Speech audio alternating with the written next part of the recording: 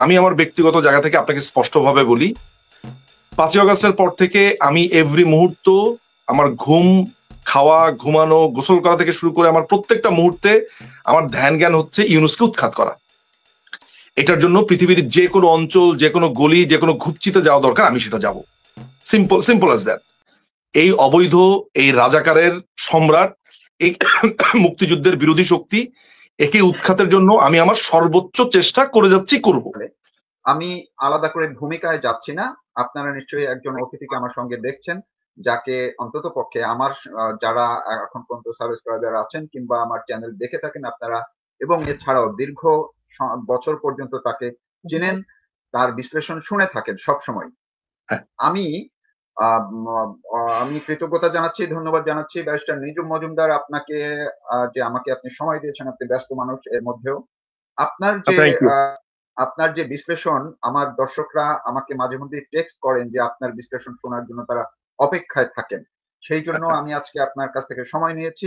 আমি সরাসরি একটু প্রশ্নের দিকে চলে যাই, আর প্রশ্নটি একটু আমি অন্যভাবে করব, ভূমিকার মতো করে, এবং আপনি সেখান থেকে ধরে শুরু করতে পারবেন। সেটি হচ্ছে, বাংলাদেশে বর্তমানে গত কয়েকদিন পর্যন্ত ব্যতিক্রমী এক অস্থিরতা চলছে। এই ব্যতিক্রমী অস্থিরতাটা হচ্ছে এরকম: নানান গুঞ্জন, গুজব এগুলোর মধ্যে দিন পার করছে, কারণ প্রশাসন অর্থাৎ এই সরকার ঢাকা সহ দেশের বিভিন্ন এলাকায় এমন ভাবে নিরাপত্তা বলয় তৈরি করেছে, বিমানবন্দরে, বঙ্গভবনে, যমুনায়, পথে ঘাটে, সব জায়গায়, এমনকি নদী পথে নৌ পুলিশ দিয়ে ইত্যাদি ইত্যাদি নানান ভাবে পরিস্থিতি একটি যুদ্ধের মতো পরিবেশ তৈরি করেছে। এখন এর ভিতর থেকেই মানুষের মনে কৌতূহল এর উদ্রেক করেছে, গুজব ছড়িয়ে পড়ছে, গুঞ্জন আছে যে কেন প্রশাসন এমন নিরাপত্তা বলয়টি নিচ্ছে 5 আগস্ট ঘিরে। তারা যদিও বলেছে 29 থেকে 8 পর্যন্ত, 8 আগস্ট পর্যন্ত, তাহলে এই সময়ের মধ্যে কি হবে? আজকে 3 তারিখ চলে গেল। কেউ বলছেন, কখনো বলছেন ডক্টর মোহাম্মদ ইউনূস তিনি কোনো না কোনো ভাবে পালিয়ে যাবেন বা চলে যাবেন, কেউ বলছেন প্রধানমন্ত্রী শেখ হাসিনা দেশে ফিরবেন, কেউ বলছেন বিএনপির ভাইস চেয়ারম্যান তারেক রহমান দেশে ফিরবেন, কেউ বলছেন বঙ্গভবন দখল হবে, কেউ বলছেন ক্যান্টনমেন্টে বড় কিছু একটা হতে পারে, সেনাবাহিনী প্রধান পাল্টে যেতে পারেন, অর্থাৎ নানান। এসবের মধ্যে দিয়ে আপনি তো একদম খুবই সুচারুভাবে পর্যবেক্ষণ করছেন, কেন এই পরিস্থিতিটি হলো, কিসের আলামত? আপনি যদি দেখেন, আমি আমার অবস্থানটা আপনাকে আমি পরিষ্কার করি। আমি বাংলাদেশ আওয়ামী লীগের অ্যাজ এ দল হিসেবে বাংলাদেশ আওয়ামী লীগের একটা আলাদা স্ট্র্যাটেজি থাকবে। আমি আমার ব্যক্তিগত কথা আপনাকে যেটা বলতে পারি সেটা হচ্ছে যে, মানে এইটা দিয়ে আমি একটা বৃহত্তর জায়গাতে যেতে চাই আর কি, আমার নিজেকে উদাহরণ দিয়ে আওয়ামী লীগের জায়গাটাতে। আমি আমার ব্যক্তিগত জায়গা থেকে আপনাকে স্পষ্টভাবে বলি, ৫ই আগস্টের পর থেকে আমি এভরি মুহূর্ত আমার ঘুম, খাওয়া, ঘুমানো, গোসল করা থেকে শুরু করে আমার প্রত্যেকটা মুহূর্তে আমার ধ্যান জ্ঞান হচ্ছে ইউনুসকে উৎখাত করা। এটার জন্য পৃথিবীর যে কোনো অঞ্চল, যে কোনো গলি, যে কোনো ঘুপচিতে যাওয়া দরকার, আমি সেটা যাব। Simple simple as that. এই অবৈধ, এই রাজাকারের সম্রাট, এই মুক্তিযুদ্ধের বিরোধী শক্তি, একে উৎখাতের জন্য আমি আমার সর্বোচ্চ চেষ্টা করে যাচ্ছি, করব। কিন্তু বাংলাদেশ আওয়ামী লীগের সিদ্ধান্ত বা বাংলাদেশ আওয়ামী লীগের পজিশন কি, সেটা আমার সেই দায়িত্ব আমি বর্তায় না। কিন্তু বাংলাদেশ আওয়ামী লীগের নেতাকর্মীদেরকে এমন ভাবে তারা গ্রেফতার, নির্যাতন, হত্যা এরকম একটা অবস্থাতে নিয়ে গেছে, স্বাভাবিকভাবে বাংলাদেশের যত মুক্তিকামী মানুষ, আমি অনুমান করি বাংলাদেশ আওয়ামী লীগের যত নেতাকর্মী যারা আছে, তারাও এই সরকারকে উৎখাতের জন্য উদ্গ্রীব হয়ে আছে, এবং এটাই বাসনা স্বাভাবিকভাবে। কেননা বাংলাদেশের সাধারণ মানুষ একটা নির্বাচিত সরকারকে দেখতে চায়, যারা সংবিধান মেনে চলবে, মুক্তিযুদ্ধের মাধ্যমে প্রাপ্ত সংবিধানকে মেনে চলবে। আপনাকে আমি এই ইন্ট্রোডাকশনটা এই কারণে দিলাম, যাতে করে এখানে কোনো রাগ ঢাকের কোনো জায়গা না থাকে। মানসিকভাবে বলেন, কার্যকরীভাবে বলেন, এই অবৈধ ইউনুসকে সরানোর জন্য প্রত্যেকটা মুক্তিকামী মানুষ চায়। কে কোন অ্যাক্টিভিটিস করে বা না করে সেই সব জায়গাতে আমি যাবই না, বিকজ আমি আমার কথা শুধু জানি, অন্যদের কথার দায়িত্ব আমি নিতে পারি না। ফলে এখন দেখা যাচ্ছে যে শুধুমাত্র এই মুক্তিকামী মানুষ না, যারা নন পলিটিক্যালও ছিল, কিংবা যারা মুক্তিযুদ্ধ, মুক্তবুদ্ধি বা এই এই এরিনার বাইরেও যারা ধরেন মুক্তিযুদ্ধ নিয়ে নানা ধরনের সমালোচনাও করতে আমি দেখেছি, সেই সব মানুষরাও আজকে বলছে এই ইউনুসকে চলে যেতে হবে। অর্থাৎ ভিন্ন পক্ষকে আমি এই কথা বলতে দেখেছি। এই ছাড়া আপনি প্রশাসন বলেন, সেনাবাহিনী বলেন, আইন শৃঙ্খলা বাহিনী বলেন, নন পলিটিক্যাল অর্গানাইজেশন যেগুলো আছে, প্রত্যেকটা জায়গার রিপ্রেজেন্টেটিভ বলেন বা মানুষজন যাদের সাথে কথাবার্তা হয়, তারা অফ দ্য রেকর্ডে একটা কথাই বলছে যে এদেরকে চলে যেতে হবে, তারা অতিষ্ঠ হয়ে আছে। বিভিন্ন এনজিও আপনারা দেখেছেন সাম্প্রতিক সময়ে দেবপ্রিয় ভট্টাচার্য যে আমাদেরকে প্রচন্ড সমালোচনা করে, সেও বলছে যে সরকারের যাওয়ার সময় চলে এসেছে। মানে এই ব্যাপারটা তো ক্লিয়ার। হ্যাঁ, so ultimately end of the ডেতে সরকার এই অবৈধ যারা এখানে চেপে বসে আছে সিন্দাবাদের ভূতের মতো এবং অসাংবিধানিক অবৈধ, তারা তো এই ভাইভটা ফিল করতে পারে। এতক্ষণ আমি এই কথাগুলো আপনাকে এইভাবেই বললাম এটা বোঝানোর জন্য যে এরা যে সবার জন্য একটা বিরক্তিকর এবং সবার জন্য একটা ভয়ঙ্কর একটা উপাদান হিসেবে আবির্ভূত হয়েছে, এইটা এরাও ফিল করতে পারছে। ফলে একজন অত্যাচারী কি করে? অত্যাচারী সবসময় ভয়ে ভয়ে থাকে। একজন অত্যাচারী সবসময় সে একটা গার্ড নেওয়ার চেষ্টা করে, এই বুঝি তাকে টপল করতে এলো। কারণ সে জানে সে একটি নির্বাচিত সরকারকে অত্যন্ত অবৈধ উপায়ে ষড়যন্ত্রের মধ্য দিয়ে, মার্কিন ষড়যন্ত্রের মধ্য দিয়ে এবং বাংলাদেশে যারা এই রাজাকার আলবদর আছে তাদের সাহায্যের মাধ্যমে এবং টোকাই, যত রকমের টোকাই আছে, যত রকমের সন্ত্রাসী জঙ্গি, এদের সবার সমন্বয়ে একটা দীর্ঘদিনের পরিকল্পনাতে এই সরকারকে তারা এই অবস্থাতে সরাতে পেরেছে এবং তারা এখানে মানে এক ধরনের অবৈধভাবে রাষ্ট্রের উপর চেপে বসেছে। ফলে তারা আজকে আপনাকে বলবে যে আওয়ামী লীগ ষড়যন্ত্র করছে, কালকে বলবে বাম দল ষড়যন্ত্র করছে, কালকে বলবে অমুক ষড়যন্ত্র করছে, তাই না?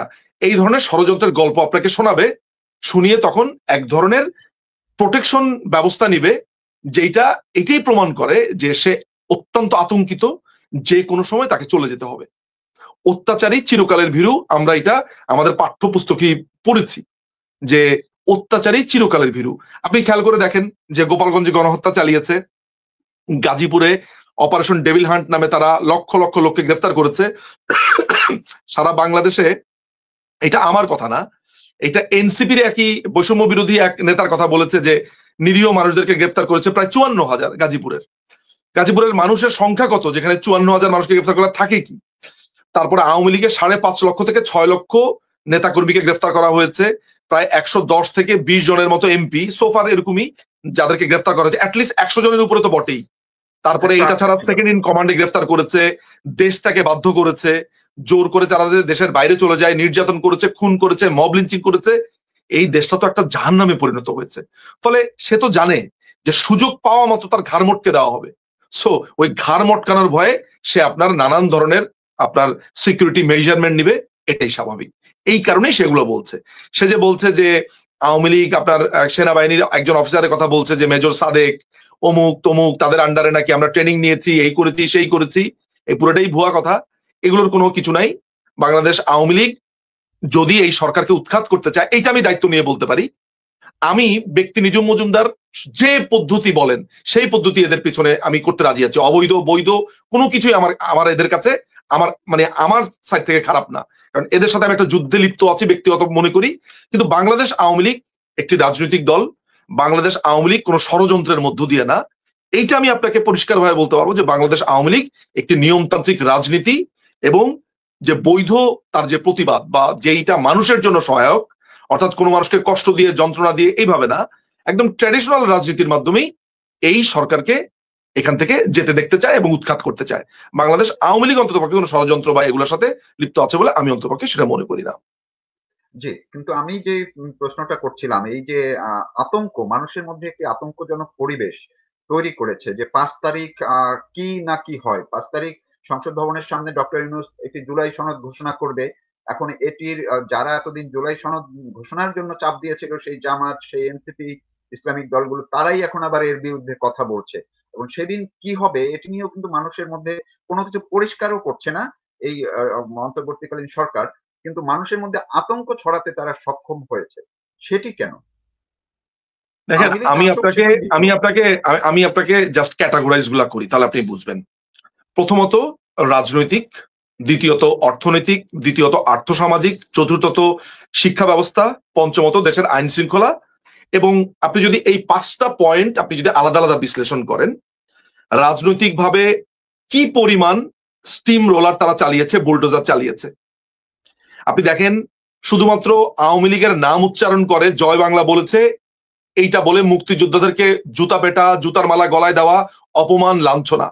আওয়ামী লীগের নেতা কর্মীদেরকে কোপ দিয়ে, জখম করে, জবাই করে, পিটিয়ে নানানভাবে হত্যা করেছে।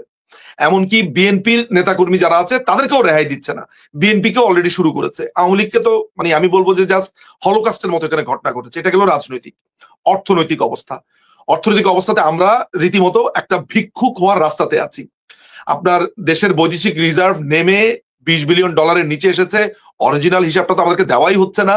এই ছাড়া হচ্ছে যে আপনার গার্মেন্টস গুলো বন্ধ হয়ে যাচ্ছে, প্রায় 45 লক্ষ শ্রমিক তার চাকরি হারিয়েছে।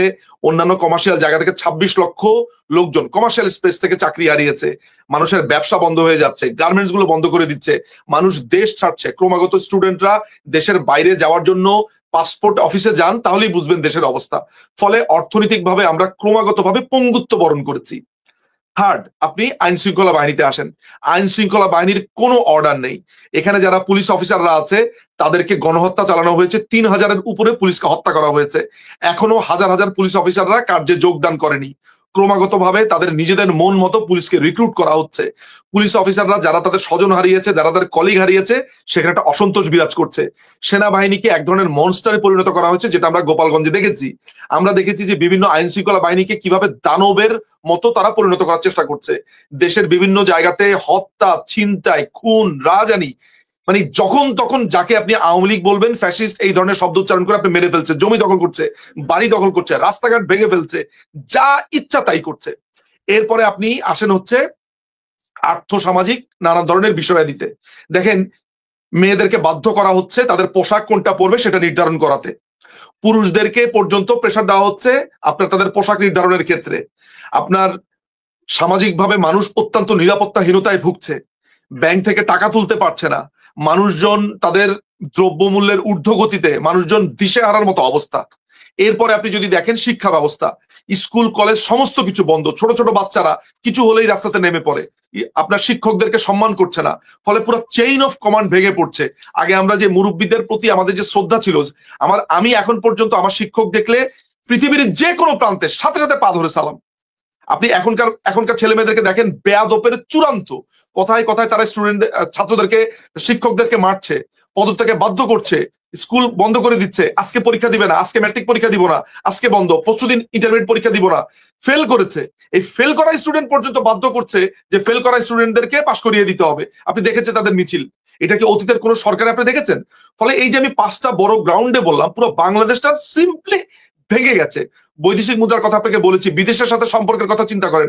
মালয়েশিয়া থেকে শ্রমিক পাঠিয়ে দিয়েছে, বাহরাইন থেকে শ্রমিক পাঠিয়ে দিয়েছে, ভারত থেকে ক্রমাগতভাবে পুশ ব্যাক করছে, কারণ অবৈধ সংখ্যা বেড়ে গেছে। এছাড়া মধ্যপ্রাচ্য থেকে সব ফেরত আসছে। এত কিছুর পরে ওরা তো মানে এমন একটা অবস্থাতে পৌঁছেছে, এরপরে ইলেকশন কবে দিবে সেটা নিয়ে টালবাহানা করছে। আজকে না কাল, কালকে না পরশু, এরকম করছে। আর এদের অধীনে তো এরা আবার আওয়ামী লীগকে ব্যানও করেছে। এত কিছু মিলানোর পরে আপনি এতগুলো ক্রাইটেরিয়া যদি একটা লোকের বোর্ডে জমা হয়, তাহলে সেই লোকটা তো তার ক্ষমতা অর্থাৎ গদি, এই গদিটা সে কেন টিকিয়ে রাখতে চায়? এই গদির টিকিয়ে রাখতে চায় দুটা কারণে। একটা হচ্ছে তার অর্থনৈতিক ভাবে সে বিকশিত হচ্ছে, অর্থাৎ নিজের পেটটা, নিজের পকেটটা পুড়ছে। আপনি দেখছেন যে একটা পিএ, এই আসিফ মাহমুদের বাবা সন্ত্রাসী কর্মকাণ্ড সম্পর্কে দেখেছেন। মাহফুজ তার অস্ট্রেলিয়াতে তার ভাইকে কিভাবে ঘুষ বাণিজ্য করেছে দেখেছেন। উমামা ফাতেমা সে সচিবালয়ে কিভাবে ঘুরে নিয়োগ বাণিজ্য করেছে দেখেছেন। এই তাবাসসুম নামে যে মেয়েটা আছে, যে বস্তির যে মেয়েটা, সে একসময় প্রস্টিটিউশনের সাথে যুক্ত ছিল। এই যে মেয়েটা প্রস্টিটিউশন অর্থাৎ বেশ্যাবৃত্তির সাথে যুক্ত ছিল, সেই মেয়েটা এসে এখন নেতা হয়েছে এবং সে এইখানে এসে আপনার ভর্তি বাণিজ্য, নিয়োগ বাণিজ্য করছে। সার্জিস আলম কোটি কোটি টাকা বানিয়েছে। নাহিদ আলম, এই যে দেখেন নাহিদ আলমের লোক, এই ছেলেটা 5 লক্ষ টাকা আপনার 50 লক্ষ টাকা চাঁদার মধ্যে সে 10 লক্ষ টাকা আনতে গিয়েছে একজন সাবেক এমপির বাসাতে, সেটাতে ধরা খেয়েছে। আপনি হান্নান মাসুদ, আপনি দেখেছেন যে আমাদের প্রকাশক গোলাম মোস্তফার বাসাতে অ্যাটাক করতে গিয়ে, সেখানে চাঁদা চাইতে গিয়ে গভীর রাত্রে ধরা পড়েছে, তাকে উদ্ধার করতে গেছে। এইভাবে প্রত্যেকটা সমন্বয়ক যাদেরকে বলেন বা এনসিপি বলেন, এদের যত রকমের নেতা কর্মী, তাদের বিরুদ্ধে কিভাবে দুর্নীতি, চাঁদাবাজি, স্বজনপ্রীতি, নানান ধরনের নারী গঠিত ব্যাপার স্যাপার কিভাবে এসেছে। তো সমস্ত কিছু মিলিয়ে এইটা একটা তাদেরকে রক্ষা করার একটা ব্যাপার। তারা জানে তাদের সেফ এক্সিট নাই, তাদেরকে সুযোগ পেলে কি করা হবে তারা জানে যে তাদের আসলে আসলে আমি এখন নিজেও চিন্তা করতে পারছি না তাদের এগুলার কি হবে। এরপরে আমি বলছি, এই জায়গাটা একটু বলি আপনাকে। এরপরে হচ্ছে যে আমেরিকা সরকার তাদেরকে ক্ষমতাতে বসিয়েছে, সেই আমেরিকার ব্যাপারটা তারা সুরাহা করতে পারেনি। আপনি যদি মিয়ানমার একটা দেখেন, আপনি যদি বার্মা অ্যাক্টটা দেখেন 2022-এর, সেই বার্মা অ্যাক্টের অনুযায়ী ওদেরকে করিডোর ছেড়ে দিতে হবে, সেটার জন্য বাংলাদেশ তাদের রাস্তা। আপনি দেখেন যে ট্যারিফ দিয়েছে, আগে ছিল 15%, এখন 20% যোগ হয়েছে 35%। কোনো কারণ ছাড়া যে ভিক্ষার গম পেতাম, সেই ভিক্ষার গম এখন আমাদেরকে কিনতে হচ্ছে আপনার 65, মানে যেই দামটা বাজারে আছে অর্থাৎ $204 মনে হয়, সেইটা কিনছি আমরা $304 না $5 এইভাবে দিয়ে। আমরা অস্ত্র, আমাদের সেনাবাহিনীর জন্য আমাদের যে ইকুইপমেন্ট, সেটা আমরা চায়না থেকে আনতে পারবো না। আপনি নন ডিসক্লোজার এগ্রিমেন্ট করেছে, সেখানে পরিষ্কারভাবে লেখা আছে যে চায়নার সাথে আমরা অমুক ডিল করতে পারবো না, তমুক ডিল করতে পারবো না। এই যে পুরো ঘটনাটা, এই যে বোয়িং কিনছে 25টা, এই ফকিন্নি সরকার এই 25টা বোয়িং দিয়ে কি করবে? হ্যাঁ, ভাত খাওয়ার টাকা নাই, আপনার মার্সিডিজ দিয়ে বাড়িতে যায়। এতে তো লজ্জা হওয়া উচিত। এরা একজন, এই যে আপনার প্রেস সচিব শফিকুল, সে মাফলার কিনেছে 860 না 1000 পাউন্ড দিয়ে, আপনার মানে বিখ্যাত ব্র্যান্ডের কিনছে জুতা। মানে এদের ব্যক্তিগত জীবন যেভাবে ফুলে ফেপে বিকশিত হয়েছে, স্বাভাবিকভাবেই তারা তাদের নিরাপত্তার জন্য, তাদের টিকে থাকার জন্য এই আইন প্রশাসন এদেরকে নিয়োজিত করেছে। এরাও ফুলে ফেপে একাকার হচ্ছে। ওয়াকার, আপনি, আমাদের কাছে খবর আছে ওয়াকার কিভাবে কানাডাতে নানান লোকের মাধ্যমে টাকা পাচার করছে, কিভাবে সে তার মেয়ে আছে কানাডাতে, কিভাবে তার মেয়েকে নানান পদ্ধতিতে টাকা দিচ্ছে, কিভাবে তার সাথে ডিল হয়েছে, কিভাবে সেনাবাহিনীর এখনকার তার জেনারেলদেরকে টাকা পয়সা ঘুষের মাধ্যমে এদেরকে তারা অ্যালাইনমেন্টে রেখেছে, পুলিশকে, র্যাবকে। সুতরাং এই দেশটা তো একটা জাহান্নামের সর্বসীমাতে গিয়ে আপনার দাঁড়িয়েছে। আপনি এদের নিরাপত্তার জন্য, এরা বাঁচানোর জন্য চেষ্টা করবে না? বাঁচানোর জন্য তো চেষ্টা করবে। তো স্বাভাবিক। কিন্তু এই জায়গাটিতে যেমন যেই ঘটনাগুলো আপনি বললেন, এইসব অবস্থা থেকে রক্ষার জন্যই তো ডক্টর ইউনূস তার একটি দলকে প্রমোট করেছে, নতুন ছেলেপানদেরকে, এনসিপি, যারা সারা দেশ কয়েকদিনে ঘুরে আসলো, গোপালগঞ্জে গিয়ে বড় ঘটনা ঘটিয়ে আসলো, এবং তারা এই যে মাসব্যাপী ক্যাম্পেইন করলো আজকে শহীদ মিনারে এই সমাবেশটি সফল করার জন্য। কিন্তু সেখানে আপনার একজন দর্শক আমি কমেন্টস করেছে যে সেখানে তিনি দেখেছেন কোনো একটি টিভি চ্যানেলের ভিডিও ফুটেজ তিনি স্টিল করে দেখেছেন যে সেখানে 3,500 থেকে 4,000 মতো লোক ছিল, কিন্তু তারা বলছিল কয়েক লাখ মানুষের সমাগম ঘটবে, 10 লক্ষ লোকের সমাগম করবে বলেছেন। দেখেন কেন হলো? দেখেন তৌফিক ভাই, আমি আপনাকে বলি, সেটা হচ্ছে যে পৃথিবীর ইতিহাসে political uprising, political regime change নানান ভাবে, আমি আপনাকে কয়েকটা ভ্যান্টেজ পয়েন্ট থেকে আমি আপনাকে দেখাই। অতীতে আমরা দেখেছি অ্যারাব স্প্রিং নামে তথাকথিত কিভাবে মুসলিম ব্রাদারহুডের উত্থান দেখেছি। আমরা গাদ্দাফিকে উৎখাতের নামে ওই দেশে কিভাবে ভিন্ন পলিটিক্যাল পার্টিগুলোকে কিভাবে লেলিয়ে দেওয়া যায় আমেরিকার মাধ্যমে, সেটা দেখেছি। আমরা ইরাকে দেখেছি যে কুর্দি এবং সুন্নিদের মধ্যে কিভাবে আপনার মানে দুটো বিভাজন তৈরি করে কিভাবে আপনার পুরো দেশটাকে ছারখার করে দিতে। আমরা দেখেছি যে তারা ওসামা বিন লাদেনকে ধরবে বলে পুরো আফগানিস্তানকে বোম মেরে শেষ করে দিয়েছে। এইভাবে প্রত্যেকটা জায়গাতে আমেরিকা গেছে, ছারখার করে দিয়েছে, কিন্তু তারা কোনোদিন এইটা দেখেনি যে তারা এক্সিট প্ল্যান দেখেনি। গিয়েছে তাদের মতো করে, তারা ধ্বংস করেছে, কিন্তু সেটার শেষ পর্যন্ত তাদের রক্ষা করতে পারেনি। বাংলাদেশে কে কবে ভেবেছে 1 বছরের মাথাতে আজকে আসিফ মাহমুদ, সজীব ভুইয়া, তার ছবিতে জুতা পেটা করা হচ্ছে। তার বাবা শিখা রানী নামে এক ভদ্র মহিলাকে তার ক্ষমতার বলে, যেই লোক 2 দিন আগে তার পায়ের মধ্যে কাদা লেগে থাকতো, একটা জুতা কেনার টাকা ছিল না, একটা ফকিন্নির বাচ্চা, সেই লোকটাকে আজকে আমরা দেখেছি দামি দামি জুতা পরতে, ঘড়ি পরতে।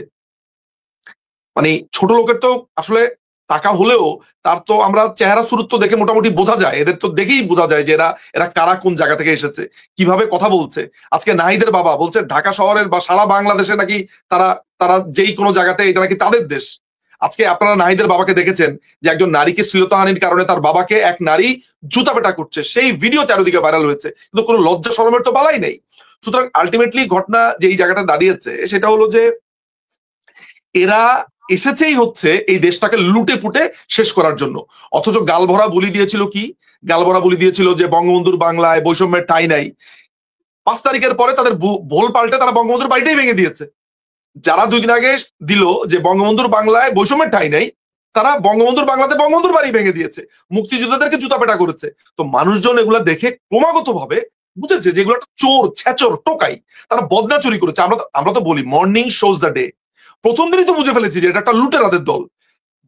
আপনি কোনোদিন শুনেছেন বিপ্লব? ওরা বলে এটাকে বিপ্লবের দিন বদনা, স্যান্ডেল, স্পন্সর স্যান্ডেল, বাথরুমের পায়খানা সহ কমোড নিয়ে গিয়েছে। এমনকি লাল শাক, পালং শাক, ওই যে ক্ষেতের মধ্যে যা হয়েছে, আপনার বদনা চোর, মুরগি চোর, গরু চোর, ছাগল চোর, বিহারি ক্যাম্পের রড চোর, এরা প্রত্যেকটা চোর, ছেচোর, টোকাই। আপনি দেখেন যে কারা বিপ্লব করেছে। এক ভদ্রমহিলা বলছি, আসলে আমি ভদ্র তো এই কারণে, আসলে আমরা তো আসলে এইভাবে বলতে পারি না। ক্যান্সারের চিকিৎসা করে সেই মহিলা, নাম করা ডাক্তার, সে লাগেজ চুরি করে নিয়ে গিয়েছে। আমি নাম গেছি ভুলে ওই মহিলার। প্রধানমন্ত্রীর শাড়ি চুরি করেছে, প্রধানমন্ত্রীর আপনার ওইখানে যে মেকআপ বক্স থেকে শুরু করে জায়নামাজ চুরি করেছে, ঘড়ি চুরি করেছে, কলম চুরি করেছে, বই চুরি করেছে। তো এই চোরগুলো তো 5 তারিখেই দেখিয়ে দিয়েছে তারা একটা চোর। তো মানুষ তো গত 1 বছরে মানুষ প্রথমে ভেবেছে আচ্ছা ঠিক আছে, মনে হয় তারা একটা জোশের বসে করেছে। এরপরে তো মানুষ ক্রমাগত ভাবে দেখতে থাকলো তারা একে তাকে ফ্যাসিস্ট উপাধি দিয়ে ঘর বাড়ি দখল করছে, মারছে, খুন করছে। তো মানুষ এগুলা দেখার পরে আপনি দেখেন আজকে রাস্তার মধ্যে যে ছেলেগুলা আপনার ড্যান্ডি ওই পলিথিনের ব্যাগের মধ্যে দিয়ে ড্যান্ডি শোকে, সে ড্যান্ডি খোর, হ্যাঁ, হা করে এইভাবে বসে থাকে, একটা দেখলেই বোঝা যায় গাঞ্জা করে, ইয়াবা খোর, সেগুলাকে তারা জড়ো করেছে। হ্যাঁ, তারপরে হচ্ছে যে সেখানে চোর, ছেচরা, তারপরে হায়ার করে নিয়ে এসেছে বিভিন্ন বস্তি থেকে, করাইল বস্তি থেকে এনেছে, ভাষান থেকে বস্তি থেকে এনেছে। এদের উপরে আমি আপনাকে একটা তথ্য দেই, একটা দীর্ঘদিন ধরে ইউনাইটেড কিংডম করাইল বস্তি এবং ভাষানটেক বস্তির উপরে কাজ করেছে। সেখানে তারা নানান ধরনের উন্নয়ন কার্যক্রম চালিয়েছে। আমরা তো বুঝতে পারিনি যে গত 6 বছর ধরে, এটা 2018 থেকে শুরু হয়েছিল, এই বস্তিগুলোর প্রতি তারা বলে কি এই বস্তিতে পয় নিষ্কাশন ব্যবস্থা ভালো না, এই বস্তিতে থাকার সুচিকিৎসা, সুব্যবস্থা, চিকিৎসা। আমরা তো বুঝতে পারিনি যে এইসব সুচিকিৎসা, সুব্যবস্থা, থাকার ব্যবস্থার নামে মূলত তারা এই এগুলোকে গ্র্যাস্প করছিল ইউকে। এই ইউকের সাথে যোগ দিয়েছে ইউনাইটেড কিংডম, যোগ দিয়েছে আমেরিকা।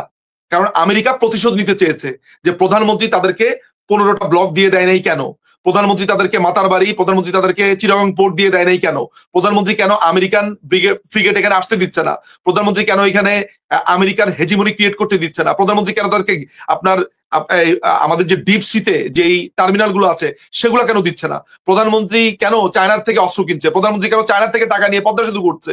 এই প্রত্যেকটা জিনিস এগুলোর সাথে জড়িত। ব্যবহার করেছে কাদেরকে? রাজাকার, আলবদর, এই জামাত ইসলামকে। ব্যবহার করেছে কাদেরকে? আপনার এই যত রকমের এন্টি ইন্ডিয়ান ফোর্স আছে তাদেরকে।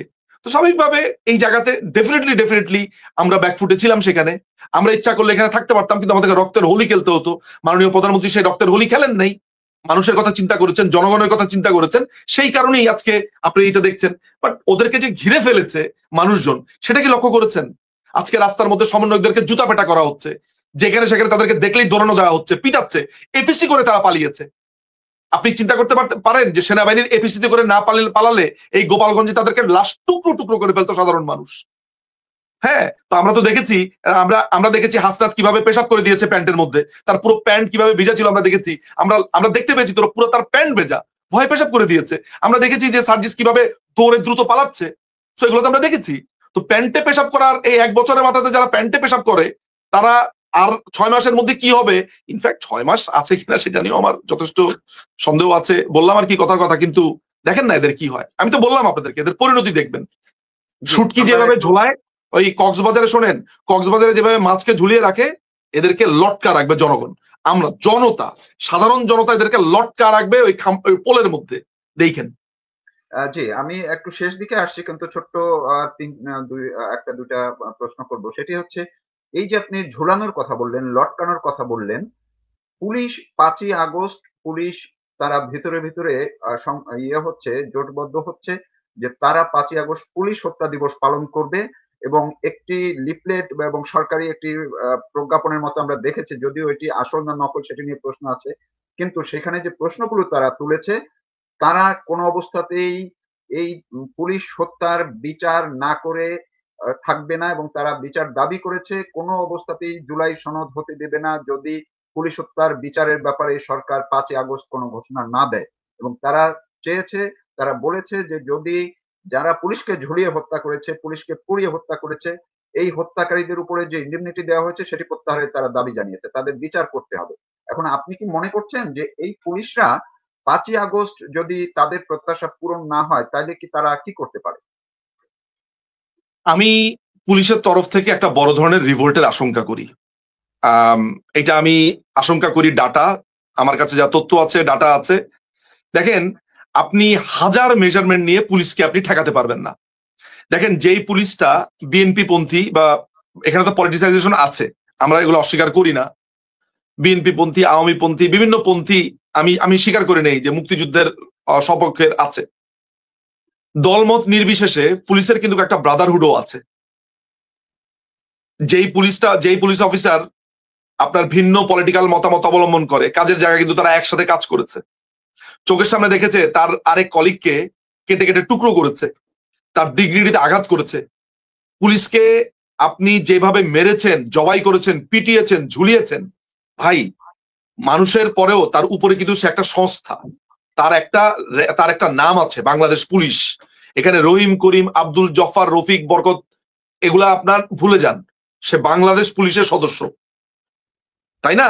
বাসাতে গেলে সে অমুকের চাচা, মামা, খালু হতে পারে, কিন্তু কাজের জায়গাতে সে বাংলাদেশ পুলিশ, সে বাংলাদেশের নিরাপত্তাকে দেখে। বাংলাদেশের পুলিশের উপরে যে নির্মম গণহত্যা হয়েছে, এরা তো ওইটা ভুলে যাবে না। এবং 5ই অগাস্ট তো আসলে বাংলাদেশের পুলিশ হত্যা দিবসই, সেখানে কি নির্মম ভাবে পুলিশদেরকে পোড়ানো হয়েছে, মারা হয়েছে। এরপরে এই পুলিশ অফিসারদেরকে হাজার হাজার পুলিশ অফিসাররা আজকে দেশ ছাড়া, আত্মগোপনে আছে। এক জেলার পুলিশ অফিসার আরেক জায়গাতে বাসায় ফিরতে পারে না, দেশ ছাড়ার জন্য নানান ভাবে অপেক্ষা করছে। আপনার কি মনে হয় তাদের কলিগ, আত্মীয় স্বজন, বন্ধু বান্ধব এটা ভুলে যাবে? অস্ত্র তো তাদের হাতেও ছিল। শোনেন, যেইটা তারা করেছে সেটাই তাদের উপর ফেরত আসবে। আমাদের মাননীয় মন্ত্রী আব্দুর রহমান ভাই একটা চমৎকার কথা বলেছে, যেই সাপে বিষ ছোবল মেরেছে, ওই সাপের ওঝাই আবার ফেরত আসবে, দেখবেন। এই জায়গাটাতে আমি একদম শেষবারের মতো এক ধরনের একটা আশঙ্কা আছে, কোন বিশ্লেষক কোন মিডিয়াতে, সামাজিক যোগাযোগ মাধ্যমে বা ইউটিউবে বলছেন যে 5ই আগস্ট কিংবা 8ই আগস্ট বা এই কাছাকাছি সময়ে দেশে বড় কোনো ধরনের আত্মঘাতী কোনো ঘটনা ঘটতে পারে। এমনকি এনসিপি যেহেতু এখন কোণঠাসা, বা এই সরকারে তারাও কেউ যে কোনো রাজনৈতিক পরিবেশে কিংবা যে কোনো রাজনৈতিক কর্মসূচিতে, এমনকি 5ই আগস্ট যে অনুষ্ঠানের কথা বলা হচ্ছে সেখানেও আত্মঘাতী কোনো ঘটনা ঘটতে পারে এবং ঘটিয়ে তারা আওয়ামী লীগের উপর দায় চাপাতে পারে। আপনার কি আশঙ্কা হয়, বা এরকম আসলে কিছু অপ্রত্যাশিত কিছু আশঙ্কা? আমি আপনাকে 5ই অগাস্টে কি হবে না হবে সেই প্রেডিকশন আমি অন্য অনেকের মতো আমি দিব না। তবে আমি আপনাকে নিশ্চিতভাবে বলতে পারি যে এরা একটা গণবিস্ফোরণের মধ্য দিয়ে বিদায় নিবে। সেই গণবিস্ফোরণ হচ্ছে মানুষের গণবিস্ফোরণ, মানুষের প্রতিবাদ এবং একটা ভয়ঙ্কর বিপ্লবের মাধ্যমে, কোটি কোটি জনতার বিপ্লবের মাধ্যমে এদেরকে এখান থেকে বিদায় নিতে হবে। আমি সেটা ঠিক নৃশংস কোন পর্যায়ে যাবে আমি সেটা আপনাকে বলবো না, কিন্তু সাধারণ জনতার একটা গণবিস্ফোরণে এরা বিদায় নেবে। একেবারে কাগজে কলমে লিখে রাখবেন, সিগনেচার করে দিব আপনাকে আমি। লেখেন, এই আজকের ভিডিও রেকর্ডেড, বলে রাখছি আপনাকে, বাট আমি কোনো সময় দিন আমি আপনাকে বলবো না। জি, অনেক ধন্যবাদ আপনাকে। দর্শক যারা এতক্ষণ আমাদের সঙ্গে ছিলেন কিংবা পরে দেখবেন, আপনারা কথা শুনছিলেন ব্যারিস্টার নিজুম মজুমদার। তিনি বাংলাদেশে বর্তমান যে গত কয়েকদিনের যে পরিস্থিতি, যে আলামত, সেটি নিয়ে বিশ্লেষণ করার প্রাসঙ্গিক তিনি আরো অনেক বিষয় তুলে এনেছেন এবং নিজের পর্যবেক্ষণগুলো তুলে ধরেছেন। আশা করি আমরা বাংলাদেশকে একটি শান্তিপূর্ণ মুক্তিযুদ্ধের পক্ষের বাংলাদেশ এবং স্বাধীনতার পক্ষের বাংলাদেশ হিসেবেই পাবো। এই প্রত্যাশা নিয়ে এখনকার মতো আমাদের আয়োজন শেষ করছি। ব্যারিস্টার নিজুম মজুমদার, আমি আপনাকে কৃতজ্ঞতা জানাচ্ছি, ধন্যবাদ জানাচ্ছি আমাকে সময় দেওয়ার জন্য। আপনাকে অসংখ্য ধন্যবাদ এখানে আমন্ত্রণ করবার জন্য। জয় বাংলা, জয় বঙ্গবন্ধু, বাংলাদেশ চিরজীবী হোক।